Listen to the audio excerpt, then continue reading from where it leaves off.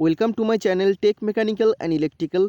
DRDO September 10 की जो CBT examination 6 जनवरी से शुरू हुआ था और इसका सीबीटी एग्जामिनेशन 11 जनवरी कंप्लीटेड हो गया है। और फिटर, मैशिनिस्ट और इलेक्ट्रीशियन ट्रेड का क्वेश्चन पेपर मैं एनालिसिस किया हूँ जो भी शिफ्ट में आप लोग का एग्जामिनेशन हुआ था। टर्नर का एग्जामिनेशन हुआ था 10 जनवरी 2023 थर्ड शिफ्ट में। तो टर्नर का क्वेश्चन पेपर का मैं एनालिसिस करूंगा। इसमें मोर देन 110 क्वेश्चन का सोल्यूशन आपको मिलेगा। 120 में आप लोग का एग्जामिनेशन हुआ था और मेमोरी बेस्ड क्वेश्चन में आप लोगों के लिए डिस्कशन करूंगा जिसमें 110 प्लस क्वेश्चन ऑथेंटिक क्वेश्चन जो एग्जामिनेशन आपको सेम टू सेम एग्जाम में पूछा गया तो उसी क्वेश्चन को मैं आप लोग का सामने एनालिसिस करूंगा। तो इसमें आप लोग को पता चलेगा जो भी स्टूडेंट एग्जामिनेशन दे के आए हैं वो सभी स्टूडेंट वीडियो देखने के बाद आप लोग को पता चलेगा कि कितना मार्क्स आप लोग का एग्जाम में आएगा। और जो भी स्टूडेंट आने वाला डीआरडीओ का एग्ज़ाम में फॉर्म फिलअप करेंगे, एग्ज़ाम देंगे, तो वो सभी स्टूडेंट को भी एक मोटिवेशन मिलेगा और आप लोग को भी पता चलेगा डीआरडीओ में टर्नर का किस लेवल का क्वेश्चन पूछा जाता है और किस किस टॉपिक से क्वेश्चन पूछा जाता है। अगर बाकी ट्रेड का साथ कंपैरिजन करते, तुलना करते तो टर्नर का पेपर सबसे हार्ड पूछा गया था। अगर इसमें 80 क्वेश्चन का बात करते जो ट्रेड थ्योरी में पूछे जाने का था, उसमें 35 से 40 क्वेश्चन सिर्फ और सिर्फ ट्रेड थ्योरी से पूछा गया है और बाकी question workshop calculation and science से पूछा गया था और ईडी से, इंजीनियरिंग ड्राइंग से पूछा गया था। और इसमें जो ट्रेड थ्योरी पूछा गया था उसमें सिर्फ और सिर्फ जो टर्नर ट्रेड का मेन मशीन होता है, लेद मशीन, उससे जस्ट 2 क्वेश्चन पूछा था। और अगर मशीन से देखते तो बहुत ही कम क्वेश्चन पूछा था। वेल्डिंग से ज़्यादा क्वेश्चन पूछा था, ब्रेजिंग से ज़्यादा क्वेश्चन पूछा गया था। मतलब ओवरऑल अगर देखते तो टर्नर का पेपर बाकी ट्रेड का तुलना से हार्ड पूछा था। मतलब जैसे लग रहा है कि जितना गुस्सा था सब टर्नर का पेपर में निकाल दिया है। जैसे फिटर का पेपर सबसे आसान पेपर पूछा था, उसके बाद मैशिनिस्ट का देखा तब भी निमी से क्वेश्चन उठा के उसमें कॉपी पेस्ट कर दिया। जैसे हमने पहले बोला था ईडी का क्वेश्चन आएगा, वर्कशॉप कैलकुलेशन एंड साइंस का क्वेश्चन आएगा, वो सब क्वेश्चन बाकी ट्रेड का किसी भी पेपर में नहीं पूछा गया था, किसी भी शिफ्ट का पेपर में नहीं पूछा। जितना पूछना था टर्नर के पेपर में पूछ ले। ऐसे लग रहा है जैसे टर्नर का पेपर मतलब जिसने भी सेट किया वो टर्नर ट्रेड का था ही नहीं है। वो maximum question workshop calculation and science से और इंजीनियरिंग ड्राइंग से पूछा है। और टर्नर ट्रेड से भी जो क्वेश्चन पूछे जाने का था लेद मशीन रिलेटेड वो भी नहीं पूछा। मैक्सिमम क्वेश्चन सिलेक्ट किया वेल्डिंग ब्रेजिंग चैप्टर से। ठीक है, तो इसीलिए टर्नर स्टूडेंट का दिक्कत हुआ। तो इसमें आप लोग को ज़्यादा सोचने का कुछ नहीं है क्योंकि आप लोगों के लिए पॉजिटिव बात है, आप लोगों का मार्क्स सभी का कम आएगा। ऐसा नहीं है कि टर्नर ट्रेड स्टूडेंट के लिए कुछ स्टूडेंट का एग्जाम खराब गया, बाकी स्टूडेंट का एग्जाम अच्छा गया, सबका खराब जाएगा। अगर क्वेश्चन पेपर ही ऐसे बनाएगा तो किसका अच्छा जाएगा। अगर वर्कशॉप कैलकुलेशन एंड साइंस का बात करते, ईडी का बात करते, मैं आप लोगों को पहले भी बोला था कि इंजीनियरिंग ड्राइंग और वर्कशॉप कैलकुलेशन एंड साइंस से क्वेश्चन पूछा जाएगा, बट किसी भी शिफ्ट में नहीं पूछा था, पर टर्नर का पेपर में पूछा था। इसीलिए जब मैं प्रिपेरेशन आप लोग के लिए करा रहे थे तो उसमें मैं आप लोगों को बताया था वर्कशॉप कैलकुलेशन और साइंस का टॉपिक अगर आपको क्लियर करना है तो आपको 2 वीडियो देखना मेरा यूट्यूब चैनल पर अवेलेबल है, जिसमें NIMI first year question bank workshop calculation and science का एक पूरा वीडियो में मैं आपको पूरा क्वेश्चन पेपर का क्वेश्चन बैंक का सोल्यूशन दिया हूं। और दूसरा वीडियो में, पहला वीडियो था 3.5 घंटा, दूसरा वीडियो 4.5 घंटा, जिसमें second year Nimi question bank workshop calculation and science का पूरा डिटेल में मैं डिस्कशन किया था, डिटेल में उसका सोल्यूशन दिया था। तो जो भी स्टूडेंट ने अभी तक नहीं देखा वो सभी स्टूडेंट देख लीजिए, क्योंकि जितना भी आप लोग को वर्कशॉप कैलकुलेशन एंड साइंस से क्वेश्चन पूछा था, हो सके कि मैक्सिमम क्वेश्चन आपको वर्कशॉप कैलकुलेशन एंड साइंस से पूछा था, बट बहुत ही आसान लेवल का क्वेश्चन उसमें पूछा गया था। ठीक है, और इंजीनियरिंग ड्राइंग भी उतना हार्ड नहीं था जितना आप लोग मतलब सोच रहे थे कि हार्ड पूछे जाएगा। जस्ट आप लोग का first angle projection, second angle, third angle projection से आपको क्वेश्चन पूछा था, तो वो भी मैं आपको डिटेल में बताऊंगा। तो शुरू करते हैं आज का एनालिसिस। तो इसमें आपको पता चल जाएगा आप लोगों को कितना मार्क्स आने वाला है। 10 जनवरी 2023 थर्ड शिफ्ट का क्वेश्चन पेपर, और इसमें सभी स्टूडेंट को थैंक्स, जो भी स्टूडेंट एग्जाम देने के बाद क्वेश्चन भेजा है। The SI unit of acceleration, त्वरण की एसआई मात्रा क्या है, तो मीटर पर second square is the right answer हो जाएगा। फोर्स का फॉर्मूला आपको पूछा गया था, फोर्स इज इक्वल होता है mass into acceleration. The unit of density is, घनत्व का मात्रा क्या होता है, इकाई क्या होता है, तो हो जाएगा केजी पर मीटर क्यूब। ठीक है, एसआई सिस्टम में अगर ऐसे आपको देता तो क्या हो जाएगा ग्राम पर सेंटीमीटर क्यूब, तब हो जाएगा सीजीएस में। ठीक है, तो ये सब क्वेश्चन आप देख सकते हैं।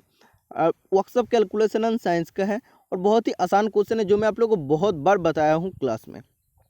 करेक्ट स्पेलिंग आपको पूछा गया तो अपॉर्चुनिटी, तो अपॉर्चुनिटी का करेक्ट स्पेलिंग ए हो जाएगा। इसके बाद रीजनिंग से क्वेश्चन था 25:5, इसका बाद इजिकल टू 365 इजिकल टू क्या हो जाएगा। ठीक है, एक क्वेश्चन आपको पूछा था। इसका बाद मैथ से क्वेश्चन पूछा था रेशियो ऑफ 2 नंबर 4:5। इस मैथ को सोल्यूशन में पहले आप लोगों को दिया था जब मैं टॉप 100 CBT स्पेशल मैथ का सोल्यूशन यूट्यूब पर वीडियो बना के दिया था DRDO एग्जामिनेशन के लिए। उसमें मैं इस मैथ का सोल्यूशन आप लोगों को बताया था। 2 नंबर का रेशियो 4:5 और एलसीएम 180, इसमें से छोटा नंबर का वैल्यू क्या हो जाएगा।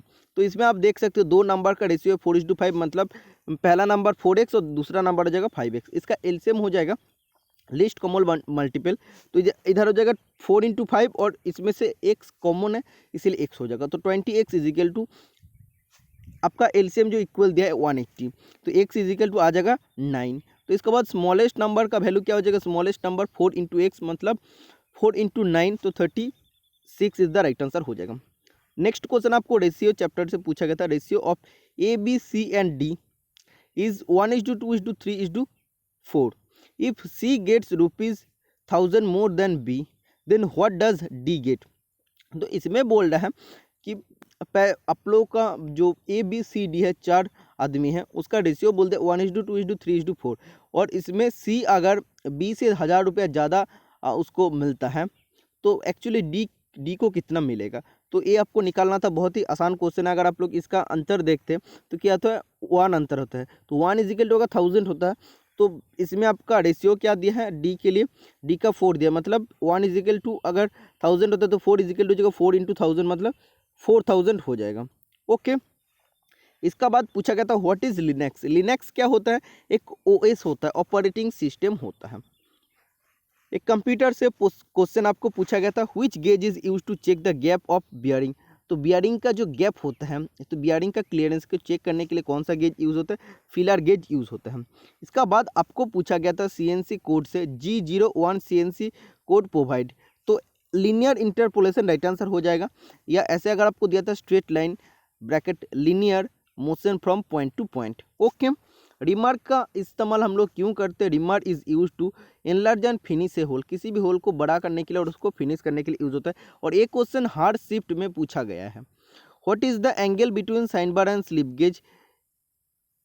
इसमें आपको बोला है साइन बार का length 100 millimetre and height of slip gauge is 42.5 millimetre. तो इसमें आपको जस्ट एंगल निकालना है, थीटा का वैल्यू आपको निकालना पड़ेगा और साइन थीटा इजिकल टू आपका हो जाएगा हाइट डिवाइड बाय आपका हो जाएगा, मैं आपको बताता हूँ हाइपोटेनियस। ठीक है, तो हाइट इसमें 42.5 और हाइपोटेनियस हो जाएगा 100। ठीक है, तो इसको जब आप लोग कैलकुलेशन करेंगे उसका बाद आपको साइन इन्वर्स निकालना है। तो साइन इन्वर्स जब भी आप लोग निकालेंगे इसका वैल्यू आ जाएगा। ओके, साइन इन्वर्स भी इधर निकालना नहीं पड़ेगा, इसको जब भी आप लोग कैलकुलेशन करेंगे तो आपको देख लेना है कि थीटा किस एंगल का साथ वो बराबर हो रहा है। ओके, इसका बाद example of non destructive test. तो नॉन डिस्ट्रक्टिव टेस्ट कौन सा होता है, non destructive test destructive test क्या होता है मैं आपको बताया था। तो जो भी स्टूडेंट ने मेरा रेगुलर क्लास को फॉलो किया वो सभी स्टूडेंट के लिए कोई दिक्कत नहीं रहेगा। नॉन डिस्ट्रक्टिव टेस्ट मतलब जो टेस्ट को हम लोग बिना तोड़ फोड़ के या बिना बेंड करके उसको हम लोग करते हैं वो टेस्ट होता है नॉन डिस्ट्रक्टिव टेस्ट, जैसे मैग्नेटिक टेस्ट होता है। ठीक है, इसका बाद impact test, bend test, fatigue test और भी जैसे आइजोड एंड चर्पी टेस्ट, तो ये सब होता है डिस्ट्रक्टिव टेस्ट का अंदर। रेडियोग्राफिक टेस्ट, इसका बाद मैग्नेटिक टेस्ट। ओके, ये सब क्या होता है, ये सब आपका नॉन डिस्ट्रक्टिव टेस्ट होता है क्योंकि इसके लिए अब हमें तोड़ने का कोई भी ज़रूरत नहीं पड़ता है। इसका बाद आपको पूछा था which welding uses non consumable electrode. कौन सा वेल्डिंग में नॉन कंज्यूमेबल इलेक्ट्रोड यूज़ होता है, मतलब जो इलेक्ट्रोड कभी खरोच नहीं होता, मतलब जो इलेक्ट्रोड उसमें कभी व्यय नहीं होता है। ठीक है, जैसे इलेक्ट्रोड पहले रहता है वैसे इलेक्ट्रोड रह जाता है। कौन सा वेल्डिंग में, TIG welding, tungsten inert gas welding में। इसके बाद आपको पूछा गया था 15 नंबर क्वेश्चन में एक क्वेश्चन आपको लेद से क्वेश्चन पूछा गया था। Lathe bed is made of, lathe bed किस मटेरियल से बनता है, ग्रे कास्ट आयरन से बनता है। इसका बाद आपको पूछा गया था which taper turning is used for internal taper. कौन सा टेपर टर्निंग इंटरनल टेपर कटने के लिए यूज होता है, तो compound rest method is the right answer हो जाएगा ऑप्शन का हिसाब से। ओके, इसका बाद आपको पूछा गया था the front view of first angle projection will be. तो फर्स्ट एंगल प्रोजेक्शन में फ्रंट व्यू कहाँ रहता है, टॉप व्यू का ऊपर रहता है, तो above the top view is the right answer हो जाएगा। इसका बाद आपको पूछा गया था टेपर चैप्टर से brown and sharp self folding taper has got 18 sizes. तो इसमें ब्राउन एंड शार्प टेपर का बोला था, तो उसमें brown and sharp taper range होता है BS1 से BS18 तक। तो सबका इसमें वैल्यू क्या होता है, हाफ TPF होता है, तो एक्सेप्ट BS10। तो BS10 का TPF का वैल्यू क्या होता है 0.5161 इंच TPF, मतलब टेपर पर फुट। ठीक है, तो BS1 से BS18 तक उसका रेंज होता है, उसमें से BS10 का सिर्फ वैल्यू होता है 0.5161 इंच टेपर पर फुट, और बाकी सबका होता है हाफ इंच टेपर पर फुट। ओके, तो इसमें से किसी एक का क्वेश्चन आपको पूछा गया था। इसका बाद आपको क्वेश्चन पूछा गया था telescopic gauge is use to. Telescopic gauge किस लिए यूज होता है, measure size of hole slot and recess, किसी भी होल स्लॉट या रिसेस है उसका साइज को मेजर करने के लिए। रिड्यूसिंग स्केल का रेशियो आपको पूछा गया था, तो रिड्यूसिंग स्केल का रेशियो 1:2 हो जाएगा। ये भी मैं आपको बताया था। तो जो भी क्वेश्चन आपको एक्चुअली पूछा गया था वो ईजी था, बट एक्चुअली जो क्वेश्चन आप लोगों को बाकी ट्रेड में पूछा गया था उसी टाइप का क्वेश्चन टर्नर ट्रेड में नहीं पूछा गया है। इसका बाद आपको पूछा गया था मेंसुरेशन चैप्टर, जो मैं आप लोगों को पहले बहुत बार बताया था, मेंसुरेशन चैप्टर से क्वेश्चन 100% पूछा जाएगा। The height of a cylinder is 5 centimetre and dia is 10 centimetre, find the volume of a cylinder. किसी बेलन का अगर इसमें हाइट दे दिया है 5 सेंटीमीटर और डाया दे दिया है 10 सेंटीमीटर, तो वॉल्यूम क्या हो जाएगा बेलन का, या आप लोग बोल सकते हैं सिलेंडर का वॉल्यूम क्या हो जाएगा। तो वॉल्यूम निकालने का फॉर्मूला होता है सिलेंडर के लिए πr²h। तो पाई मतलब 12/7, इसके बाद r का जगह हो जाएगा 5 × 5 और h का जगह 5 हो जाएगा। तो इसको निकालना है जस्ट वैल्यू। ओके, बहुत आसान है। जस्ट मेंसुरेशन चैप्टर मतलब आपको सिर्फ और सिर्फ फॉर्मूला याद रखना है। Okay, next question, the SI unit of velocity. Velocity वेग का SI इकाई क्या होता है, तो मीटर पर सेकेंड होता है।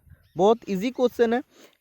Lathe half centre is used. Lathe half centre किस लिए यूज होता है, to face the workpiece up to the end of the centre whole.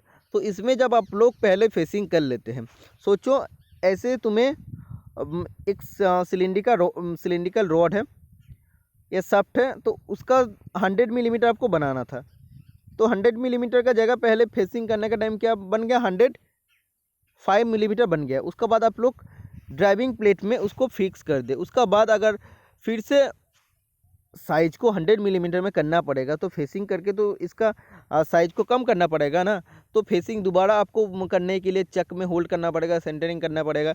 उससे अच्छा क्या होता है, उससे अच्छा आप लोग लेद में हाफ सेंटर यूज़ कीजिए। जैसे आप लोग जब ड्राइविंग प्लेट यूज़ करेंगे उसमें आप लोग हेड स्टॉक में लाइफ सेंटर यूज़ करेंगे और डेड स्टॉक में आपको यूज़ करना है हाफ सेंटर। ठीक है, तो हाफ सेंटर जब भी आप लोग यूज़ करेंगे तो उसमें आप लोग हाफ सेंटर आधा सेंटर टाइप होता है। ठीक है, तो क्या करेगा, वो सेंटरिंग होल में जाके फिट होगा, और जैसे आपको फेसिंग करना है, जितना मिलीमीटर आपको फेसिंग करना है, आप लोग इजीली उसको फेसिंग कर पाते हैं। ठीक है, तो एक क्या होता है, मैं आपको बहुत बार बताया हूँ।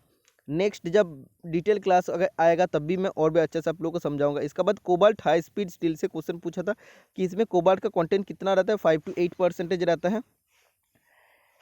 Austenitic stainless steel content %% chromium. Austenitic stainless steel में कितना % क्रोमियम रहता है, 16 to 26, किसी बुक में 15 to 25 भी लिखा रहता है। इसका बाद आपको पूछा गया था to cut 8 millimetre square thread the width of the tool is. तो 8 मिलीमीटर स्क्वायर थ्रेड को कटने के लिए टूल का विड्थ कितना होना चाहिए, तो /2 हो जाएगा। तो 8/2 मतलब 4 मिलीमीटर विड्थ होना चाहिए। अगर पिच पूछता तब भी उसका आधा हो जाता। Okay, the least count of vernier bevel protractor is. Vernier bevel protractor का लिस्ट काउंट कितना होता है, आप लोग जानते हैं 5 मिनट होता है, बट इसमें थोड़ा सा घुमा के आपको पूछा गया था 1/12 डिग्री पूछा था, आपको आंसर में दिया गया था। तो 1/12 डिग्री का वैल्यू क्या होता है, 5 मिनट होता है, क्योंकि आप लोग जानते हैं 1 डिग्री = 60 मिनट होता है। तो 1/12 डिग्री = क्या हो जाएगा, 60/12 हो जाएगा। तो इधर आपका काटने के बाद 5 मिनट ही आएगा। इसका बाद फायर ट्रायंगल से क्वेश्चन पूछा था। Fire triangle is combination of, fire triangle किसका कम्बिनेशन में बनता है, फ्यूल हीट एंड ऑक्सीजन का कम्बिनेशन में बनता है। इसका बाद आपको 29 नंबर क्वेश्चन में पूछा गया था high surface finish is obtain bye. High surface finish किसमें प्राप्त होता है, तो lapping is the right answer हो जाएगा। तो लैपिंग एंड होनिंग से 3-4 क्वेश्चन आपको पूछा गया था। इसका बाद आपको पूछा गया था for finishing automobile cylindrical board which finishing method is used. देखो लैपिंग और होनिंग चैप्टर में बहुत सारा स्टूडेंट का दिक्कत होता है, इसलिए लैपिंग और होनिंग चैप्टर को मैं बहुत ही अच्छा से आप लोग को समझाया हूँ। इसका वीडियो यूट्यूब पर फ्री में अवेलेबल आप लोग देख सकते हैं। ठीक है, उसमें मैं आपको बताया था जैसे कोई भी सिलिंड्रिकल ब्लॉक होता है ऑटोमोबाइल में, जो सिलेंडर बोर होता है, तो उसमें जब आपको फाइन फिनिश करना पड़ेगा तो होनिंग का इस्तेमाल हम लोग करते हैं। इसका बाद आपको लिमिट फिट टॉलरेंस चैप्टर से क्वेश्चन पूछा गया था और टॉलरेंस आपको निकालने के लिए पूछा था। तो एक वर्कपीस का साइज डाया 25 और इसमें अपर डिविएशन 0.02 और लोअर डिविएशन -0.02 मिलीमीटर दिया गया था। तो टॉलरेंस क्या हो जाएगा, टॉलरेंस का फॉर्मूला था maximum limit minus minimum limit. तो मैक्सिमम लिमिट हो जाएगा 25.02 और मिनिमम लिमिट हो जाएगा 24.98। तो इसको अगर आप लोग निकालते हो तो 0.04 मिलीमीटर। तो ये होता है एक्चुअल प्रोसेस या ऑथेंटिक प्रोसेस। कुछ स्टूडेंट क्या करता है, इसमें जब आपको दिया है ±0.02 मतलब क्या कर देना है, इसको जस्ट जोड़ देना है तो 0.04 ऐसे आ जाएगा। तो आप लोग ऐसे भी निकाल सकते हैं, बट ये कोई प्रॉपर प्रोसेस नहीं होता है। इसका बाद आपको रिमिंग कैलकुलेशन से क्वेश्चन पूछा तो for reaming 10 millimetre hole the suitable under size value is. देखो जब 10 मिलीमीटर होल को रिमिंग करना पड़ेगा तो इसके लिए अंडर साइज क्या हो जाएगा, तो under size value always change होता है जब भी रिमिंग का डायमीटर चेंज होगा। तो रिमार का डायमीटर जब भी चेंज होगा तो अंडर साइज का वैल्यू चेंज होगा, but over size always value होता है 0.05 मिलीमीटर। तो ओवर साइज का वैल्यू 0.05 मिलीमीटर होता है, बट अंडर साइज का वैल्यू रिमार का साइज का हिसाब से वो चेंज होता है। तो इसका वैल्यू हो जाएगा 0.2 मिलीमीटर जब रिमार का डायमीटर 10 मिलीमीटर होगा तब। इसके बाद स्ट्रेन का फॉर्मूला आपको पूछा गया था, तो formula of strain is equal to हो जाएगा change in length upon original length. इसके बाद सेल्फ फोल्डिंग टेपर का एंगल पूछा तो 3 degree is the right answer हो जाएगा। सेल्फ रिलीजिंग टेपर पूछेगा तो 7:24, ये भी आपको एग्जाम में पूछा गया था। ओके, और आप देख सकते हो workshop calculation and science engineering drawing से जो भी क्वेश्चन आपको पूछा गया था सब बहुत ही आसान क्वेश्चन है और ये सब क्वेश्चंस मैंने क्लास में सॉल्व किया है। ओके, 35 नंबर क्वेश्चन में आपको पूछा गया था which countries president fled his country, मतलब कौन सा देश का राष्ट्रपति अपने देश छोड़ के भाग गया है। तो इसका राइट आंसर हो जाएगा श्रीलंका। एक्चुअली आपको देश का नाम पूछा था तो श्रीलंका राइट आंसर हो जाएगा। तो प्रेसिडेंट का नाम था गोटाबाया राजापक्सा। ओके, तो Sri Lankan president fled his country मतलब वो अपने देश छोड़ के भाग गया है। ओके, 36 नंबर क्वेश्चन में पूछा गया तो who own silver medal in world athletic championship for the first time ever, मतलब वर्ल्ड एथलेटिक चैंपियनशिप में सबसे पहला बार किसने सिल्वर मेडल जीता है, तो Neeraj Chopra is the right answer हो जाएगा। वो भी किस फील्ड में जीता था, जेवलिन थ्रो में जीता था। ठीक है, इसका बाद आपको पूछा गया था हेक्सागन का इंटरनल एंगल का टोटल जोगफल कितना हो जाएगा, साम कितना हो जाएगा। तो total internal angle of hexagon, तो हेक्सागन का सबसे पहले एक्सटर्नल एंगल आपको निकालना पड़ेगा। तो हेक्सागन का एक्सटर्नल एंगल निकालने का फॉर्मूला होता है 360 degree divide by side of A polygon. तो साइड ऑफ ए पॉलीगॉन, इस पॉलीगॉन का साइड कितना है, हेक्सागन है 6 साइड है तो इधर 60 डिग्री आ जाएगा। तो आप लोग जानते हैं टोटल एंगल कितना होता है, 180 डिग्री होता है। तो इंटरनल एंगल क्या हो जाएगा, 180 डिग्री मतलब -60 डिग्री मतलब 120 डिग्री आ जाएगा। तो हेक्सागन का एक इंटरनल का वैल्यू अगर 120 डिग्री आता है उसमें टोटल 6 एंगल है तो टोटल कितना वैल्यू हो जाएगा, 720 डिग्री आ जाएगा। तो टोटल इंटरनल एंगल का सम आ जाएगा 720 डिग्री। इसके बाद काइनेटिक एनर्जी का फॉर्मूला आपको पूछा गया था, गतिज ऊर्जा का फॉर्मूला होता है 1/2 mv²। इसके बाद लीवर का प्रिंसिपल रिलेटेड एक क्वेश्चन आपको पूछा गया था। एग्जैक्टली क्या क्वेश्चन पूछा था किसी ने भी भेजा नहीं है। इसके बाद आपको पूछा था multi star thread is used for, multi star thread किस लिए यूज़ होता है, फास्टर ट्रांसमिशन के लिए यूज़ होता है। ठीक है, तो जल्दी जब आपको पावर को ट्रांसमिट करना पड़ता है तो मल्टी स्टार थ्रेड यूज़ होता है। इसके बाद पूछा गया था the rake angle of drill is also called as, तो ड्रिल का जो रेक एंगल होता है वो हम लोग कौन सा एंगल का नाम में जानते हैं, हेलिक्स एंगल, जिसका वैल्यू होता है 27.5 degree. The size of drill is taken from, drill का साइज कहाँ से हम लोग प्राप्त करते हैं, तो लैंड टू लैंड का साइज हम लोग उसमें मेज़र करते हैं। तो लैंड टू लैंड का जो साइज होता है वही होता है ड्रिल का साइज। इसके बाद 0.75 को फ्रैक्शन वैल्यू में लिखना था, तो 75 जब भी आप लोग पॉइंट को हटाएंगे तो 100 नीचे आ जाएगा, तो कटने के बाद 3/4 आ जाएगा फ्रैक्शन में। हुक्स लॉ रिलेटेड एक क्वेश्चन था, तो हुक्स लॉ क्या होता है ये भी मैं आपको बताया था। वर्कशॉप कैलकुलेशन एंड साइंस अगर बात करें तो बहुत ही आसान आपको पूछा गया था। हो सकता है कि आप लोगों को ज़्यादा पूछा था, बट आसान क्वेश्चन आपको पूछा था। ठीक है, तो जब भी मैंने स्मार्ट बोर्ड आप लोगों के लिए लाऊंगा तो वर्कशॉप कैलकुलेशन एंड साइंस को और भी मैथ का चैप्टर को मैं बहुत ही अच्छा से आप लोगों को समझाऊंगा। ठीक है, जैसे मैं top 100 CBT math MCQ for DRDO exam के लिए मैं आप लोगों को सॉल्व कराए थे, तो उसी टाइप का मैथ भी आप लोगों के लिए मैं सॉल्व कराऊंगा और ALP के लिए भी स्पेशल क्लास में प्रोवाइड करूंगा। ओके, तो हुक्स लॉ होता है stress is directly proportional to strain within elastic limit. इसके बाद रीजनिंग से क्वेश्चन था 15 जनवरी 2017 कौन सा डे था, तो कौन सा दिन था ये आपको निकालना था रीजनिंग का एक क्वेश्चन। इसके बाद जाननो टेपर का रेशियो पूछा, तो जाननो टेपर का रेशियो तो 1:20। इसका बाद एक इम्पॉर्टेंट और कॉमन क्वेश्चन आप लोग का जीके में आया था, द ओल्डेस्ट वेदा इज, तो कौन सा सबसे पुराना वेदा है, Rig Veda is the right answer हो जाएगा। The value of pi is, pi का वैल्यू कितना होता है 22/7, या आप लोग बोल सकते हैं 3.14, जो भी ऑप्शन में था वो राइट आंसर हो जाएगा।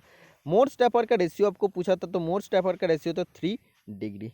इसके बाद आपको पूछा गया था which part of lathe machine helps to provide cross as well as longitudinal feed, मतलब लेथ मशीन का वो कौन सा पार्ट है जो क्रॉस फीड का साथ साथ लॉन्गिट्यूडिनल फीड भी प्राप्त करता है या वो देने में मदद करता है। तो एक्चुअली कैरेज होता है, तो कैरेज का कौन सा पार्ट इसमें ऑप्शन में दिया गया तो वो हमें देखना है। तो किसी स्टूडेंट ने एप्रोन दिया था, तो एप्रोन अगर ऐसे ही देगा तो एप्रोन राइट आंसर हो जाएगा। इसके बाद डेंसिटी का फॉर्मूला आपको पूछा गया था, तो डेंसिटी इजिकल होता है मास अपॉन वॉल्यूम, तो ये भी शायद मैंने पहले डिस्कशन कर चुका हूँ। The symbol of aluminium oxide, aluminium oxide का सिंबल होता है Al2O3, और अगर सिलिकॉन कार्बाइड पूछता तो राइट आंसर हो जाता है SiC। The planning commission is in India is also known as, भारत का प्लानिंग कमीशन को हम लोग कौन सा नाम में जानते हैं, तो नीति आयोग का नाम में भी हम लोग जानते हैं। इसका बाद आपको पूछा गया था द स्वीवेलिंग कंपाउंडेस्ट टेपर टर्निंग फॉर्मूला, तो स्वीवेलिंग कंपाउंडेस्ट में जो टेपर टर्निंग हम लोग करते हैं इसका फॉर्मूला क्या होता है, big diameter minus small diameter upon 2 into length of taper. ठीक है, तो एक क्वेश्चन मैथमेटिक्स का पेपर में भी सेम टू सेम पूछा गया था। Name the female reproductive part of a flower, किसी फूल के फीमेल रिप्रोडक्टिव पार्ट कौन सा होता है, तो जाइनोसियम इज द राइट आंसर हो जाएगा, तो जाइनोसियम राइट आंसर है।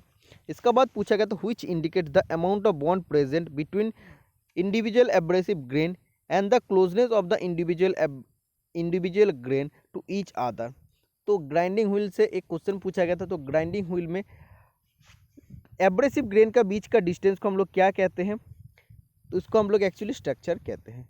ठीक है, तो ग्राइंडिंग व्हील के बारे में भी मैं बहुत अच्छा से मैं आप लोग को समझाता 2000 MCQ का सीरीज में, तो आप लोग उस सीरीज को देख सकते हैं, बहुत हेल्पफुल होगा आप लोगों के लिए। इन्हें grinding wheel specification 51A 46H 5V8, तो इसमें जो ग्राइंडिंग स्पेसिफिकेशन दिया है, ग्राइंडिंग व्हील का स्पेसिफिकेशन में 5 क्या इंडिकेट कर रहा है, 5 इंडिकेट कर रहा है स्ट्रक्चर को। और कुछ स्टूडेंट ने कह रहा था कि ग्रेन साइज या ग्रिड साइज से क्वेश्चन पूछा गया था, तो ग्रेन साइज या ग्रिड साइज निकालने के लिए दिया था, तो 46 हो जाएगा उसका ग्रेन साइज, जिसको हम लोग ग्रिड साइज कहते हैं।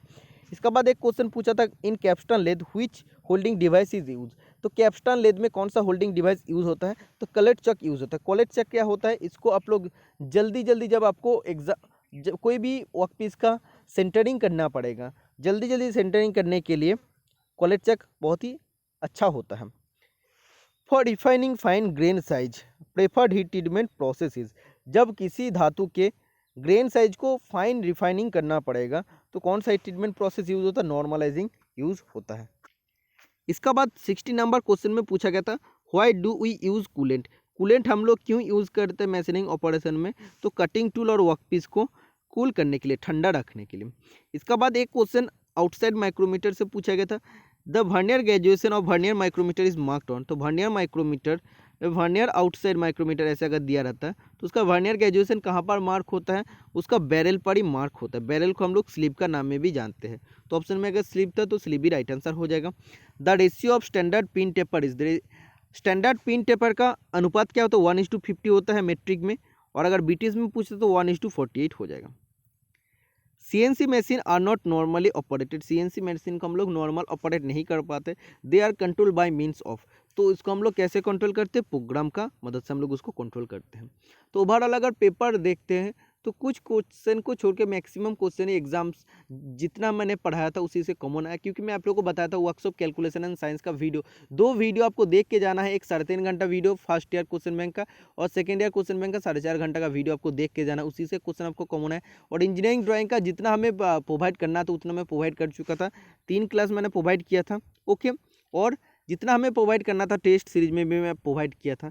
तो टर्नर स्टूडेंट का भी एग्जामिनेशन अच्छा गया, कुछ स्टूडेंट का एग्जामिनेशन अच्छा नहीं गया क्योंकि वर्कशॉप कैलकुलेशन एंड साइंस का फॉर्मूला देख के नहीं गया था, और ईडी उतना अच्छे से परखा नहीं गया था इसीलिए। ओके, और वेल्डिंग का जो क्वेश्चन था वो आप लोगों के लिए थोड़ा सा दिक्कत हुआ है, बाकी तो सब ठीक ठाक ही है ऑलमोस्ट अगर देखते, बट बाकी ट्रेड का तुलना में देखेंगे तो टर्नर का पेपर हार्ड था। इसका बाद आपको पूछा गया था what is the lead of A double start thread having pitch of 2 millimetre. तो किसी डबल स्टार्ट थ्रेड का अगर पिच 2 मिलीमीटर होता तो उसका लीड क्या हो जाएगा, तो लीड इज इक्वल टू होता है pitch into number of start, तो पिच हो जाएगा 2 और नंबर ऑफ स्टार्ट इसमें डबल दिया तो 2, तो 4 मिलीमीटर उसका पिच होता है। इसका बाद टेपर रेशियो या कॉनिसिटी से क्वेश्चन पूछा था, इसका फॉर्मूला क्या होता है, major diameter minus small diameter divide by length of taper. Okay, इसका बाद आपको पूछा गया था the front view of third angle projection will be, तो सेम क्वेश्चन आपको पूछा था इससे पहले, जो इसमें आपको बोला था the front view of first angle projection will be, तो फर्स्ट एंगल प्रोजेक्शन का फ्रंट व्यू कहाँ होता है, अबव द टॉप व्यू का ऊपर होता है, बट थर्ड एंगल में क्या होता है, बिलो द टॉप व्यू होता है। ठीक है, तो दोनों क्वेश्चन ही एग्जैक्टली यही पूछा गया था एग्जाम में। The ratio of quick releasing taper, तो ये भी क्वेश्चन आपको एग्जाम में पूछा गया था, क्विक रिलीजिंग टेपर का रेशियो क्या होता है 7:24। मिलिंग मशीन का आर्बर में यूज होता है। Which welding is comes under pressure welding, pressure welding के अंतर्गत कौन सा वेल्डिंग आता है, स्पॉट वेल्डिंग आता है, रेजिस्टेंस वेल्डिंग आता है। Find the SI of a sum of money 10 is invested at the rate of 4% for 3 years, तो 10 रुपया को जब हम लोग 4% का इंटरेस्ट में 3 साल के लिए रखेंगे तो कितना इंटरेस्ट मिलेगा, तो सिंपल इंटरेस्ट का फॉर्मूला था PTR अपन 100, तो P का जगह 10, R का जगह 4 और T का जगह 3 हो जाएगा, अपन 100 हो जाएगा, तो 3 रुपया हो जाएगा उसका 3 साल का बाद उसका interest. The area of A square is 2.56 centimetre square, find the value of the side of that square, तो किसी वर्गाकार भूमि का इसमें आपको एरिया दे दिया था 2.56 सेंटीमीटर स्क्वायर, तो उसका साइड आपको निकालना, तो आप लोग जानते हैं side square is equal to होता है एरिया, तो एरिया का फॉर्मूला दे दिया, वैल्यू दे दिया 2.56, तो आप देख सकते हैं साइड स्क्वायर मतलब A square is equal to 2.56, A is equal हो जाएगा आपका, मतलब साइड इज इक्वल हो जाएगा √2.56, मतलब ए का वैल्यू आ जाएगा या साइड का वैल्यू आ जाएगा 1.6, तो ये भी बहुत ही आसान क्वेश्चन है। इसके बाद रीजनिंग का एक क्वेश्चन था 22, 21, 23, 22, 24, 23, इसका बाद क्या हो जाएगा, तो आप देखिए इधर क्या हो रहा है, इधर आपका 22 से 23, इसके बाद 23 से 24, और इधर देखिए 21 से 22, 22 से 23, इसका बाद क्या हो जाएगा 24 से 25 हो जाएगा, तो ये 25 इसका वैल्यू आ जाएगा। इसका बाद एक क्वेश्चन था what is the angle of inclination for incline ladder from horizontal line, तो इसमें बोला है जो ड्राइंग में हम लोग इंक्लाइन लेटर बनाते हैं तो हॉरिजॉन्टल लाइन के साथ कितना डिग्री एंगल में इंक्लाइन रहता है, 75 डिग्री एंगल में इंक्लाइन रहता है। ऐसे अगर क्वेश्चन पूछता what is the angle of the inclination for incline ladder from vertical line, तो वर्टिकल लाइन मतलब ये जो वर्टिकल लाइन होता है इसी से जो इंक्लाइंड लेटर रहता है उसका एंगल कितना हो जाएगा, तो 15 डिग्री हो जाएगा, 15 50 तो मिलकर 90 होता है। ठीक है, तो जब हॉरिजॉन्टल लाइन बोलेगा तो 75 डिग्री, और जब आपको बोलेगा वर्टिकल लाइन से इंक्लाइन लेटर का एंगल कितना हो जाएगा 15 डिग्री हो जाएगा। तो ये क्वेश्चन था किसी ने भेजा है, और किसी स्टूडेंट ने कह रहा है कि कौन सा लेटर का स्टाइल में इंक्लिनेशन का एंगल होता है 15 डिग्री, तो कौन सा लेटर स्टाइल में इंक्लिनेशन एंगल होता है 15 डिग्री, तो उसमें इटैलिक दे रहा है, इटैलिक स्टाइल में, तो इटैलिक स्टाइल का लेटर में जो भी हम लोग लिखते हैं तो उसमें इंक्लिनेशन एंगल होता है 15 डिग्री, तो शायद ये भी क्वेश्चन आपको पूछा गया था। इसका बाद एक क्वेश्चन था CNC रैपिड स्पीड कोड, तो CNC रैपिड स्पीड कोड क्या होता है, G00 होता है। वर्नियर माइक्रोमीटर का एक रीडिंग से आपको क्वेश्चन पूछा गया था, कितना वर्नियर माइक्रोमीटर का रीडिंग आपको शो हो रहा है, इस रिलेटेड शायद एक क्वेश्चन पूछा था। इसका बाद था CNC लेद मशीन है built in coordinate measuring system, तो CNC लेद मशीन में बिल्ट क्या हुआ रहता है, coordinate measuring system, the zero position of the coordinate system is called, तो कोऑर्डिनेट सिस्टम का जीरो पोजीशन को हम लोग क्या कहते हैं, मशीन जीरो पॉइंट कहते हैं। बहुत ही इजी क्वेश्चन है और इसको भी मैं अपना क्लास में बताया था। The factor which has no influence on the selection of the cutting speed, मतलब वो कौन सा फैक्टर है जो कटिंग स्पीड को चयन करने के लिए इन्फ्लुएंस नहीं करता।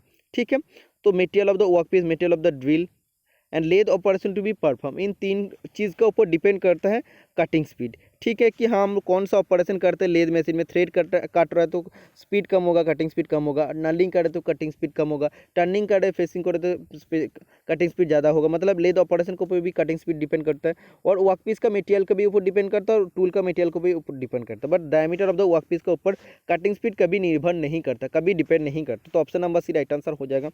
इसके बाद ग्राइंडिंग व्हील से एक क्वेश्चन था, which is the cause of small particle of the material become embedded in the space between grain of the grinding wheel. मतलब वो कौन सा त्रुटियां होता है जिसमें मटेरियल का स्मॉल पार्टिकल ग्राइंडिंग व्हील का क्या रहता है, टीथ का बीच में स्पेस जो रहता है उसका बीच में क्या होता है, घुस जाता है, तो प्रॉब्लम होता है लोडिंग प्रॉब्लम। इसका बाद एक क्वेश्चन था 78 number, what is the term use to express grinding wheel to hold the abrasive particle together. मतलब ग्राइंडिंग व्हील का वो कौन सा टर्म है जो ग्राइंडिंग व्हील के एब्रेसिव पार्टिकल को पकड़ के रखता है, तो बॉन्ड पकड़ के रखते हैं। ठीक है, 79 नंबर क्वेश्चन में आपको पूछा गया था बॉन्ड रिलेटेड 5 क्वेश्चन, ऐसा एक स्टूडेंट ने बताया और 5 क्वेश्चन का अपने किताब से फोटो खींच के भेजा था। तो सबसे पहला क्वेश्चन था उसमें, which bond is commonly used for heavy work and identified by भी। तो कौन सा बॉन्ड जनरल पर्पस के लिए यूज़ होता है और उसको हम लोग भी से इंडिकेट करते हैं, विटिफाइड बॉन्ड राइट आंसर हो जाएगा। इसका बाद दूसरा जो क्वेश्चन था, which bond is software used for cutting identified by the letter S. मतलब कौन सा बॉन्ड सॉफ्टवेयर होता है, नरम होता है और कटिंग के लिए यूज़ होता है और इसका लेटर होता है एस, तो सिलिकेट बॉन्ड राइट आंसर हो जाएगा। इसका बाद क्वेश्चन था, which bond of grinding wheel is used for high speed operation. तो ग्राइंडिंग व्हील का कौन सा बॉन्ड हाई स्पीड ऑपरेशन के लिए यूज़ होता है, रेजोनेंट बॉन्ड, जिसको हम लोग बी से इंडिकेट करता है। इसका बाद जो क्वेश्चन भेजा था, which bond of grinding wheel is used for high speed and high finish and also used for making thin wheel and cutting of wheel. तो कटिंग ऑफ व्हील के लिए रबर बॉन्ड यूज़ होता है।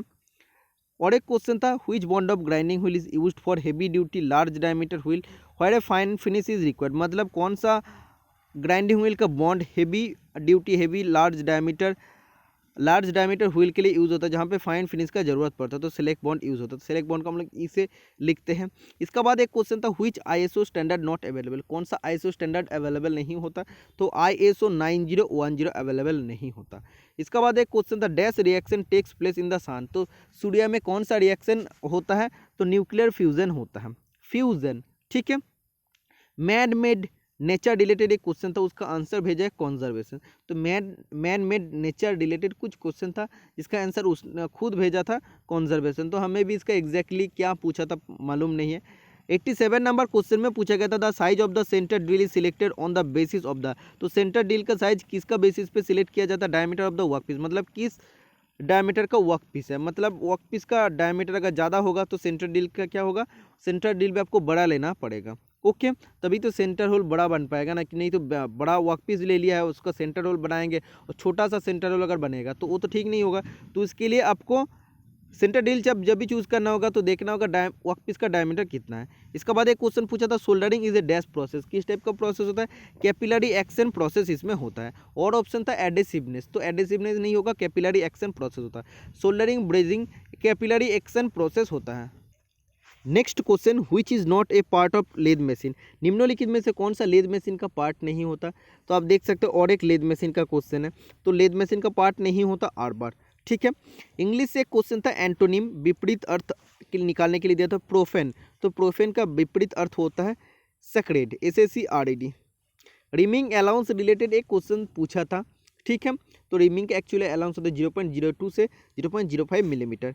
92 number question में पूछा गया था, which comes under mechanical occupational hazard. Mechanical occupational hazard का अंदर कौन सा आता है, अनगार्डेड मशीनरी। मतलब जिस मशीनरी में गार्ड देना चाहे अगर उसमें अनगार्डेड अवस्था में रखते तो मैकेनिकल ऑक्यूपेशनल हैजर्ड का अंदर आता है।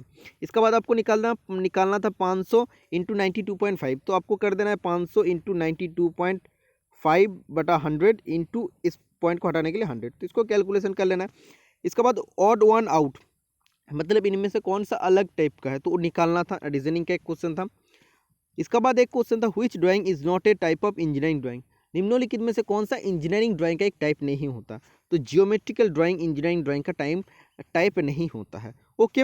इसके बाद एक क्वेश्चन था फाइनेंशियल ईयर स्टार्ट ऑन, तो फाइनेंशियल ईयर कब स्टार्ट होता है, तो 1 अप्रैल स्टार्ट होता है और कब खत्म होता है, 31 मार्च खत्म होता है। ठीक है, तो 31 मार्च फाइनेंशियल ईयर खत्म होता है, तो और फाइनेंशियल ईयर स्टार्ट होता है 1 अप्रैल। ठीक है, इसके बाद बट्रेस थ्रेड का डेप्थ से क्वेश्चन पूछा था, तो राइट आंसर हो जाएगा 0.75 इंटू पिच। ओके, इसके बाद आपको पूछा था silicon is obtain from, silicon कहाँ से हम लोग प्राप्त करते हैं, तो sand is the right answer हो जाएगा, रेत से हम लोग या बालू से हम लोग उसको प्राप्त करते हैं। इसके बाद एक क्वेश्चन था प्रॉपर्टीज ऑफ मेटल चैप्टर का, which property of metal helps to draw a metal into thin wire without rupture, मतलब मेटल का कौन सा प्रॉपर्टी जिसमें हम लोग मेटल को पतले तार में बना सकते हैं उसमें बिना रप्चर होके, तो राइट आंसर हो जाएगा तार बनाने का जो प्रॉपर्टी होता है धातु का होता है डक्टिलिटी प्रॉपर्टी। 100 नंबर क्वेश्चन में आपको पूछा गया था in which system fit the size of the hole is kept constant and the size of the shaft is varied to get a required fit, मतलब वो कौन सा टाइप ऑफ फिट है जिसमें होल का साइज को हम लोग कांस्टेंट रख के शाफ्ट का साइज को हम लोग वेरी करते हैं, चेंज करते हैं प्रॉपर फिट पाने के लिए। ठीक है, तो राइट आंसर जगह होल बेसिस सिस्टम, मतलब जिसका साइज को हम लोग कांस्टेंट रखते हैं तो वो होता है उसका उस बेसिस सिस्टम। अगर शाफ्ट का साइज को हम लोग कांस्टेंट रख के होल का साइज को वेरी करते तब तो हो जाता है शाफ्ट बेसिस सिस्टम। इसके बाद 101 नंबर क्वेश्चन में आपको पूछा गया था which is not use for checking thread, मतलब कौन सा थ्रेड का चेक करने के लिए यूज नहीं होता, तो थ्रेड चेजिंग डायल थ्रेड को चेक करने के लिए यूज़ नहीं होता, ये थ्रेड को कैच करने के लिए यूज़ होता है। ओके, इसके बाद मैथ का एक क्वेश्चन था 2⁻1 इंटू 2⁻0 इंटू 2⁻2, तो क्या हो जाएगा 2⁻1 मतलब 2, 2⁻0 मतलब 1 और 2⁻2 मतलब होता है या 2 स्क्वायर मतलब होता है 4, तो इसको कैलकुलेशन करेंगे तो आएगा 8। कुछ स्टूडेंट 2�0 का वैल्यू 0 करेंगे, इसीलिए इस क्वेश्चन को आपको पूछा है। जिसको पता है 2�0 किसी भी 2�0 का वैल्यू होता है ऑलवेज 1। ओके, ये आपको पता होना चाहिए। इसका बाद एक क्वेश्चन था when plates are to be placed end to end type of welding joint is, मतलब जब किसी जॉइंट आपको बनाना है जिसमें प्लेट को एंड टू एंड आप लोग रख के जॉइंट करते हैं तो इस जॉइंट को क्या कहते हैं, बाट जॉइंट कहते हैं। ओके, इसमें आपको पूछा था when plates are kept perpendicular to each other in corner, मतलब कि जब प्लेट को कॉर्नर में परपेंडिकुलर रख के हम लोग जॉइंट करते तो वो कौन सा जॉइंट होता है, कॉर्नर जॉइंट होता है। इंडक्शन ब्रेजिंग से क्वेश्चन था। ठीक है, तो इंडक्शन ब्रेजिंग से एग्जैक्टली क्या क्वेश्चन था, हमें भी एग्जैक्टली किसी ने भेजा नहीं था। तो इंडक्शन ब्रेजिंग होता क्या है, it is a process in which 2 और more material are joint together by a filler metal that has a lower melting point than the base material using induction heating. ठीक है, तो ये भी ब्रेजिंग का जैसे सेम टू सेम प्रोसेस होता है। ओके, और इसमें क्या होता है, एक फिलर मटेरियल हम लोग यूज़ करते हैं और इसमें 2 या 2 से ज़्यादा यूज़ करते हैं मटेरियल को ज्वाइन करने के लिए, और जिसमें फिलर मेटल यूज़ होता है, फिलर मेटल का मेल्टिंग पॉइंट होता है बेस मेटल का मेल्टिंग पॉइंट से कम, और इसमें हीट करने के लिए क्या यूज़ करते हैं हम लोग, इंडक्शन हीटिंग हम लोग करते हैं। मतलब जैसे आप लोग जानते हैं इंडक्शन हम लोग सरफेस हार्डनिंग करते हैं, इंडक्शन कॉइल से हम लोग इलेक्ट्रिकली उसमें हीट करते हैं, तो उसका बाद जो ब्रेजिंग प्रोसेस होता है उसको इंडक्शन ब्रेजिंग हम लोग कहते हैं। इसका बाद एक क्वेश्चन था which welding is not a fusion welding, तो फ्यूजन वेल्डिंग का अंदर कौन सा वेल्डिंग नहीं आता, रेजिस्टेंस वेल्डिंग नहीं आता, क्योंकि प्रेशर वेल्डिंग का अंतर्गत होता है। ओके, कॉम्प्लीमेंट्री एंगल मतलब क्या होता है, जब दोनों एंगल का जोगफल या सम 90 डिग्री होता है तो उसको कॉम्प्लीमेंट्री एंगल कहता है। जब दोनों एंगल का टोटल या सम 180 डिग्री आता है तो उसको सप्लीमेंट्री एंगल कहता है। 108 नंबर क्वेश्चन में आया था which of the following is not a type of collect chalk, तो कोलेट चक का कौन सा टाइप नहीं होता, तो 2 जॉ चक इसका टाइप नहीं होता। इसमें ऑप्शन था पुश और पुल टाइप चक, तो ऐसा कुछ ऑप्शन था, बट इसमें जो 2 जॉ चक था तो वो राइट आंसर हो जाएगा कि ये कोलेट चक का एक टाइप नहीं होता। इसका बाद एक क्वेश्चन था इन 2017 which Indian athlete got silver medal, मतलब 2017 साल में कौन सा इंडियन एथलीट को सिल्वर पदक मिला था, तो इसका आंसर हमें भी पता नहीं, अगर आपको पता है तो कमेंट बॉक्स में ज़रूर बताना। ड्राइंग बोर्ड में किस प्रकार के लेटर लिखा रहता है, तो ड्राइंग बोर्ड में किस टाइप का लेटर लिखा रहता है, तो कैपिटल लेटर लिखा रहता है। In Fahrenheit scale how many division, Fahrenheit scale में कितना डिवीजन होता है, तो आप लोग जानते हैं इसका इसका जो फ्रीजिंग पॉइंट होता है 32 डिग्री और इसका मेल्टिंग पॉइंट होता है 212 डिग्री, दोनों को माइनस करेंगे तो इसमें टोटल 180 डिवीजन आता है। ठीक है, तो 111 क्वेश्चन में अभी आप लोग को बताया, तो यही सब क्वेश्चन एग्जाम में आपको टर्नर ट्रेड का पेपर में पूछा गया था 3rd शिफ्ट में 10 जनवरी में। ओके, तो क्वेश्चन का एनालिसिस अगर अच्छा लगा, यही क्वेश्चन अगर आपको एग्जाम में पूछा गया था तो आप लोग कमेंट बॉक्स में जरूर बताना। और अगर एक्स्ट्रा कुछ भी 1-2 क्वेश्चन अगर याद है, 4-5 क्वेश्चन अगर आपको याद है, कमेंट बॉक्स में जरूर आप लोग बताना। उसका कमेंट को मैं पिन कर दूंगा, तो सभी को इसमें हेल्प मिलेगा और आपको पता भी चल गया कि कितना मार्क्स आपको एग्जाम में मिलने वाला है। तो ये सब सभी के लिए एक मोस्ट इंपॉर्टेंट वीडियो। इसका बाद नेक्स्ट वीडियो आएगा वेल्डर ट्रेड का भी क्वेश्चन पेपर में एनालिसिस करूंगा। उसका बाद कट ऑफ का वीडियो आएगा। तो मिलते हैं नेक्स्ट वीडियो में। Tata bye bye.